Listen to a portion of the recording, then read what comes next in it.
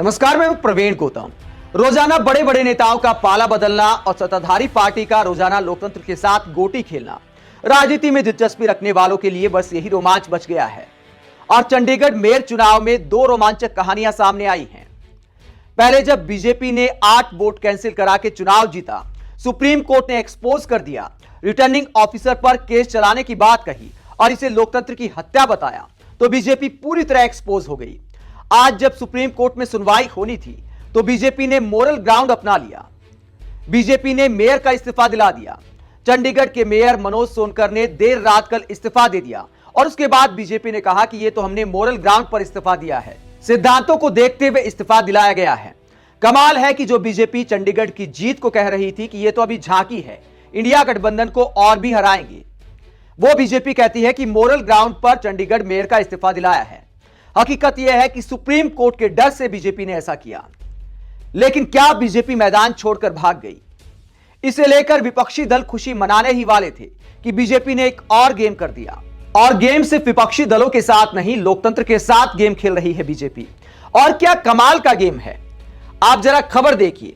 पहले मेयर का इस्तीफा दिलाया, उसके बाद खबर यह आई कि आम आदमी पार्टी के 3 पार्षद भाजपा में शामिल हो गए हैं और अब दोबारा चुनाव हुए तो बीजेपी की जीत तय है। ये 3 पार्षद आप देख सकते हैं कि भाजपा में शामिल हुए हैं और इसका असर क्या पड़ेगा। 36 वोट का चुनाव था, अब 19 वोट बीजेपी के पक्ष में हो गए हैं। अगर सुप्रीम कोर्ट चुनाव को कैंसिल भी करता है, अब चूंकि मेयर ने इस्तीफा दे दिया है तो दोबारा चुनाव तो होगा। सुप्रीम कोर्ट टिप्पणी करेगा, थोड़ी बेशर्मी झेल लेंगे बीजेपी के नेता, उससे कोई फर्क नहीं पड़ता। ना बीजेपी के वोट बैंक को फर्क पड़ता है, ना बीजेपी को फर्क पड़ता है। लोकतंत्र के साथ मजाक जारी है और इस मजाक में कैसे कैसे पार्षद बीजेपी में शामिल हो गए, यह भी अपने आप में दिलचस्प है। जो अरविंद केजरीवाल कहते थे कि हमारी पार्टी के नेता पाला नहीं बदलते, कांग्रेस वाले बदल जाते हैं, दूसरे बदल जाते हैं, लेकिन आम आदमी पार्टी में कट्टर ईमानदार लोग आते हैं। तो कट्टर ईमानदार पार्टी के नेताओं का भी हाल देखिए। ये आम आदमी पार्टी की पार्षद नेहा मुसावत हैं। पोस्टर बैनर लेकर कुछ दिन पहले ही बीजेपी के खिलाफ विरोध प्रदर्शन कर रही थी और बहुत गुस्से में थी कि बीजेपी ने हमारे वोट चुरा लिए। लेकिन अब मैडम का दिल बीजेपी ने चुरा लिया, अचानक हृदय परिवर्तन हो गया और 2 और पार्षदों के साथ ये बीजेपी में शामिल हो गई। तो कमाल के पलटी मारते, रोजाना पलटी मारने की ऐसी रोमांचक कहानियां आती हैं जो दिखाता है कि लोकतंत्र हमारे देश में किस हालात में पहुंच गया है। अब जनता किस पर विश्वास करे, किस पर ना करे। रोजाना लोग पाला बदल लेते हैं और बीजेपी को इस खेल में मजा आ रहा है। जिन नेताओं को भ्रष्टाचारी बताया जाता है वो बीजेपी में आ जाते हैं। इस तरीके से अगर अपना मेयर ना बने, सरकार ना बने, तो अल्टा पलटी का रोजाना नया गेम खेला जाता है। और फिर भी कमाल यह है कि मेयर ने जब इस्तीफा दिया तो बीजेपी कहती है कि मोरल ग्राउंड पर इस्तीफा लिया गया है।